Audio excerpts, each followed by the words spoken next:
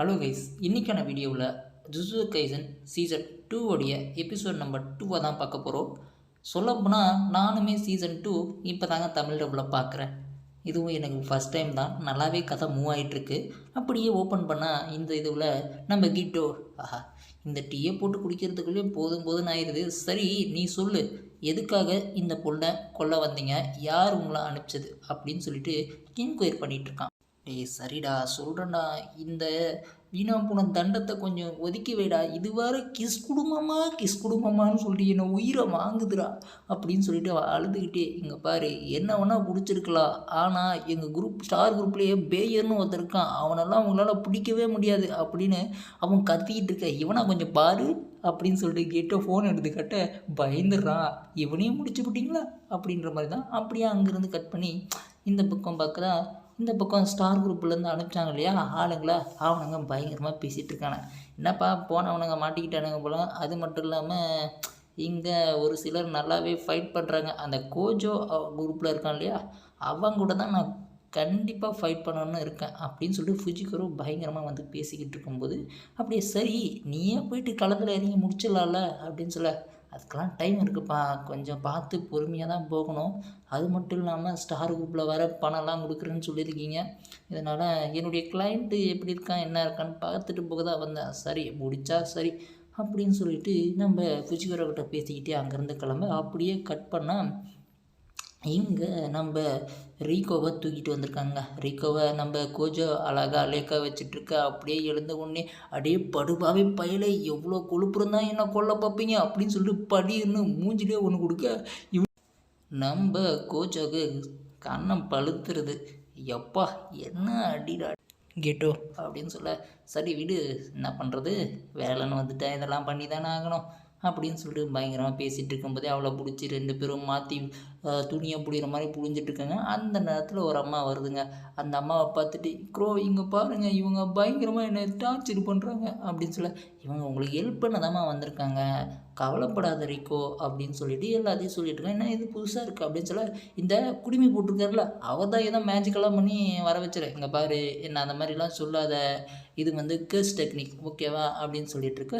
சரி உங்கள்கிட்ட ஒன்று கேட்கணும், நீ வந்து தென்கண் கூட இணையும் போது பயப்பட மாட்டியா, நீ செத்துருவனு கவலைப்பட மாட்டியா அப்படின்னு சொல்லிட்டு இருக்க. இவ சொல்கிறா, தென்கனோடு இறையிறது எவ்வளோ பெரிய விஷயம், என்னுடைய எண்ணங்களும் அவர்களுடைய எண்ணங்களும் ஒன்றாக இருக்கும் அப்படின்னு சொல்லிட்டு இருக்கும்போது நம்ம கோஜோ இதெல்லாம் கேட்டுட்டு அம்மாக்கெல்லாம் அங்கே விட்டுட்டு வந்திருக்கேன், அவளுக்கு எதனா பிரச்சனை அப்படின்னு தெரிஞ்சால் போதும் அங்கே நம்ம போயிடலாம் அப்படின்னு சொல்லிட்டு.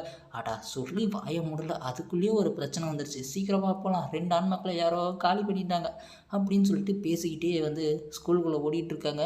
இங்கே க்ரோவ்கிட்ட பேசிகிட்டு இருக்காங்க. அவன் எங்கே தான் போனா தெரிஞ்சால் சொல்லு அப்படின்னு எங்கிட்டயே சொல்லாமல் போயிட்டாப்பா அப்படின்னு சொல்லிட்டு இருக்கும்போது இங்கே புஜிகரோ பயங்கரமாக வந்து சாப்பிட்டுக்கிட்டே, சரி எவ்வளோ தான் காசு கொடுத்துருக்காங்க சொல்லு ஸ்டார் குரூப்பு அப்படின்னு சொல்லி கேட்க, 30 மில்லியன் அறிவிச்சிருக்காங்கப்பா, அந்த பொண்ணுக்கு பெரிய மதிப்பு தான். சரி நீ போய் ஃபஸ்ட்டு முடிச்சுன்னா அந்த 30 மில்லியனை நாம் எடுத்துக்கலாம்ல அப்படின்னு சொல்ல, போவோம் நேரம் வந்துருச்சு, நான் இங்கேருந்து கிளம்புறேன், நீ வெய்ய ஃபோனை அப்படின்னு சொல்லிட்டு நம்ம பூஜிக்கிறோம் கிளம்ப ஆரம்பிக்கிறான். கிளம்புன உடனே அங்கே இருக்க ஜூஸு கீஸு எல்லாத்தையும் சாஸு கீஸு எல்லாத்தையும் தட்டி விட்டுட்டு அப்படியே போயிட்டுருக்கான். டேய் பார்த்து போடா, ஜூஸையும் தட்டி விட்ட, இங்கே இருக்கக்கூடிய சாஸையும் தட்டி விட்ட அப்படின்னு சொல்லிட்டு அங்கே இருக்கவங்க தட்டிக்கிட்டே இவன் திட்டிக்கிட்டே இருக்காங்க. இவன் பாட்டுக்கு எல்லாத்தையும் உடச்சி தள்ளிட்டு போயிட்டுருக்கான். போயிட்டே இருக்கான். சரி போதும் அப்படின்னு சொல்லிட்டு தள்ளிட்டு போயிட்டு பார்த்தா, போகிறான்னு பார்த்தா இவன் நல்லா டிவி பார்த்துட்ருக்காங்க. எனக்கு செம சிரிப்பாயிருச்சு. சரி கொஞ்சம் ஏதாவது சாப்பிட்டுட்டு போவோம் அப்படின்னு சொல்லிட்டு இங்கே சாப்பிட்டுட்ருக்காங்க. இந்த பக்கம் பயங்கரமாக தேடிக்கிட்டு இருக்காங்க. இங்கே வந்து பார்த்தீங்கன்னா கீட்டோ வந்து ஒருத்தங்கிட்ட மாற்றிக்கிட்டான். யாருன்னு பார்த்தா யாருன்னே தெரியல, ஒரு தாத்தா சில சீகாமிகளை வச்சுக்கிட்டு பயங்கரமாக வந்து வந்துட்டுருக்கேன். சரிப்பா நீ என்ன டெக்னிக் யூஸ் பண்ணுறனே தெரியலையே, சிக்காமலாம் தன்னைத்தானே வந்துக்கிட்டு உள்ளே இருக்க. ஓ நீ கேர்ஸ் ரிவர்ஸ் டெக்னிக் மாதிரி யூஸ் பண்ணிக்கிட்டு இருக்கியா, கேர்ஸ் மேனிப்புலேஷன் டெக்னிக்கா, ஓகே தாத்தா, உங்களுக்கும் கொஞ்சம் அறிவெல்லாம் இருக்குது, நிறைய அனுபவம் இருக்குது, எதுக்காக இந்த வேலைக்கு வந்தீங்க அப்படின்னு சொல்லிட்டு நம்ம கீட்டோ கேட்குவா. அப்போ இங்கே பாருப்பா எனக்கு வயசாயிருச்சு, அதனால் ஒன்றும் பண்ண முடியாது, அதனால தான் வந்தேன் அப்படின்னு சொல்லிக்கிட்டு இருக்கும்போதே நம்ம தாத்தா என்ன நினச்சிருப்பாங்கன்னா, இவனுக்கு கேர்ஸ் டெக்னிக் வருது, அது மட்டும் இல்லாமல் இவன் தூரத்துலேருந்து சண்டை போடுற ஆள், கிட்ட வந்து சண்டை போட மாட்டான் அப்படின்னு சொல்லிட்டு நினச்சிக்கிட்டு இருக்கும்போதே அவன் அட்டாக் பண்ண உடனே அவன் மயக்கத்துக்குள்ளே போயிடுறான். அந்த தாத்தாவுக்கு சின்ன வயசுலேருந்து யாரையுமே பிடிக்காது போல். தாத்தாவுக்கு பிடிக்காது போல் இல்லை, தாத்தாவை யாருக்கும் பிடிக்காது. அவங்க வீட்டில் எல்லாருமே வந்து இவனை கொஞ்சம் வித்தியாசமாக பார்ப்பாங்களாம். அதாவது ஆண்மாக்களெல்லாம் கண்ணுக்கு தெரிகிற வச்சு வித்தியாசமாக பார்ப்பாங்க. அவங்கள்ட்ட ஒரு நாய் ஒன்று இருக்கும், கிட்டு கிட்டு கிட்டுன்னு.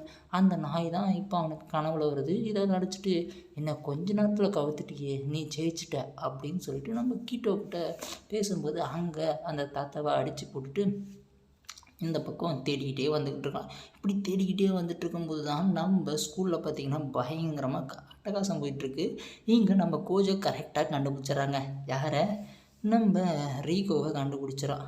ரீகோவை கண்டுபிடிச்சோடனே எங்கள் பார்த்த உடனே, ரீகோ யாருமா இது? ஹைஸ்கூல் பையனாக இருக்கான், பயங்கரமாக இருக்கான், ஹேண்ட்ஸமாக இருக்கான், வெள்ளை கலர் முடி, கண்டுவார் நீல கலர் இருக்குது, ஹேண்ட்ஸமாக இருக்கானே, ஐயோ உன் பாய் ஃப்ரெண்டா அப்படின்னு சொல்லிட்டு எல்லாமே வலியுதுங்க. இவனுக்கு ஃபோன் நம்பர் கொடுக்கீங்களா, எங்களோட டேட்டிங் வரீங்களா அப்படின்னு சொல்லிட்டு. அப்போது அங்கே டீச்சர் வந்து, இங்கே பாருங்கள் சின்ன பிள்ளை பசங்களா பேசுங்க, இந்த மாதிரி தப்பாக பேசாதீங்க அப்படின்னு சொல்லி கிட்ட வந்து, இங்கே பாரு இதுதான் என் ஃபோன் நம்பரு, அப்படியே சைடில் வாங்கிக்க, நைட்டு ஃபோன் பண்ணுறேன் அப்படின்னு சொல்லிட்டு சொல்ல இதை பசங்க கேட்டுட்டு அப்படியே சிரிக்குதுங்க. என்ன டீச்சர் இப்படியெல்லாம் பண்ணுறீங்கன்னா, நம்ம கோஜோ நம்ம ரீகோவை தூக்கிட்டு பயங்கரமாக ஓடிட்டுருக்கா. என்னம்மா இது சூப்பராக இருக்குது ஸ்கூலு அப்படின்னு சொல்லிட்டு கலாச்சிக்கிட்டே அவனை ஒத்த கையில் தூக்கிட்டு வந்துட்டுருக்க. இங்கே மாஸ்க் போட்டு ஒரு தடுத்தாண்டவராயம் உள்ளே வந்துடுறான்.